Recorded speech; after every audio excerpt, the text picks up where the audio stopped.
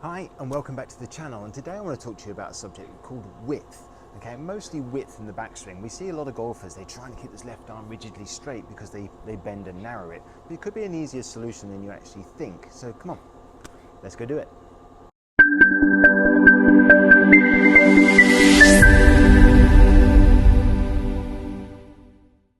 Okay, so what is width? First of all, what is it and why do we need it? Well, first of all, width is basically measured from the distance from address, from your top of your left shoulder all the way down to the club head. That is the width. It's at its widest generally at address, and you want to try to maintain as much of that width as possible. A, because it's going to give you a better ball strike. Bear in mind, if your center stays pretty central, then you'll be all right. But basically, having width in the swing can also help to be a club head speed generator as well. But most people get width confused and they don't understand how they actually gain that width. And it's a lot simpler than what people think. We see a lot of amateur golfers, they have a tendency to get to the top of the swing and they hinge the elbow near the top of the backswing in ready into transition, and they might get a little bit too tight and too narrow, as they call it. And this can cause issues because at some point every action is a reaction. You're going to have to release that and get the width back again. Otherwise, if I held that angle here and swung through, I'm going to miss the ball. So we generally see people who have a bent left arm, let's say for example, they have a tendency to then release and then widen it almost too much. Okay, there is a sense of that as well. So you've got to try to think of the relationship here that you create at address. This wants to be pretty much standard all the way through. But one of the key things that does happen when you do this is you have to use your lever system. So at some point the wrists will have to hinge because that's a speed producer along with the width in the swing. So that's where most people tend to fall down on this. They spend most of their lives trying to force the left arm to be straight, which we don't want to do because it breeds in tension and makes the swing too rigid. All right. The arms want to be soft enough and relaxed enough, especially in the shoulder joints. They want to be relaxed there. The arms should be able to swing freely of the body, let's say. But how we get width is important. Now, what we tend to see with most amateur golfers, it mostly boils down to how they hold the club. And the biggest fault they have is they'll tend to put the club too much in the palm. And this is an issue. Why does this have an issue? Because if I put the club in my palm, I can't hinge my wrists very well. All right? I can't create the lever that's necessary to create power and speed. So if you hold it into your palm, I'll put it in both palms, okay, as we often see, so this isn't the best grip you can have. What they'll tend to do is they'll take the club back and they won't use the wrists at all. And they'll get to a point about here where the body starts thinking, hang about, I can't hit the ball from here and hit it any distance. I need to create a lever from somewhere. So they tend to create it by bending the arms. And then of course on the downswing, momentum makes the hands and arms, and like I said, every action has a reaction. They then throw the arms at the swing, and it's a non-powerful sort of movement to have.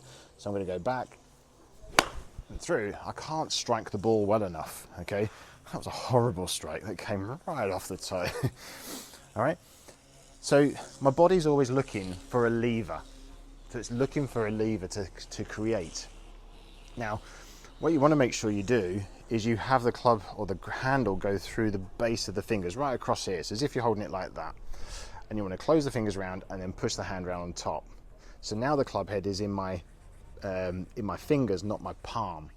And that's key, because from here, once it goes into the fingers, you can then hinge the wrists a lot more. You've got more mobility in the wrists here, able to hinge the club head a lot more. So your body's now not searching for a lever.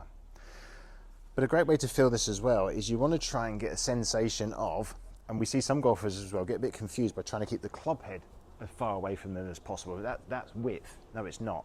The right end to think about is the butt end of the club. You want to keep that as far away from you as possible. Now, if I have a sensation of pushing the handle down and pushing that away from me, suddenly I create more width in the swing.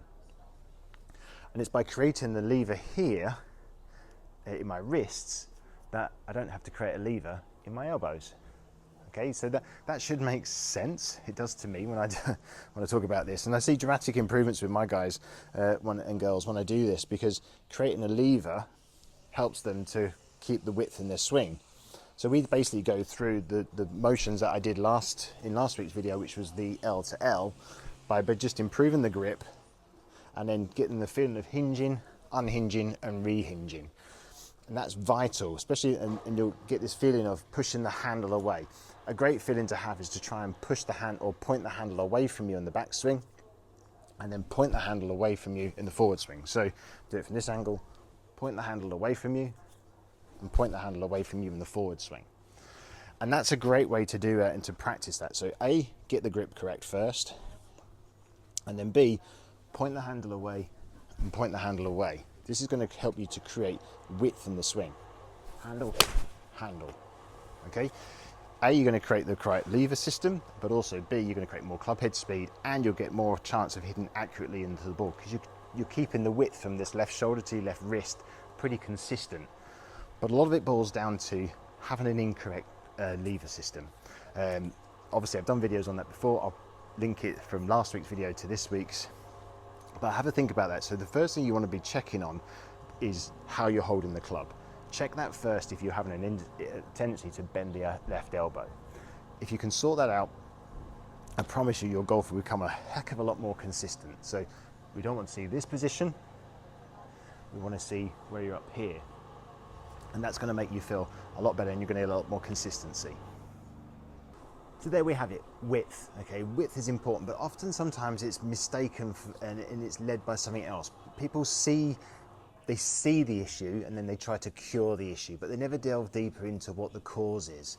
So really sometimes, you know, instead of you trying to force the elbows to be, or the arms to be straight, sometimes you need to check into what's causing that. And generally it's down to having poor lever system. Lever system. Anyway, I hope that helps you. Thank you again for watching. Please remember to subscribe and to like the channel, like this video as well. If you have any questions, please leave a comment below and I will definitely answer you back. Anyway, have a great week and I'll catch you next time.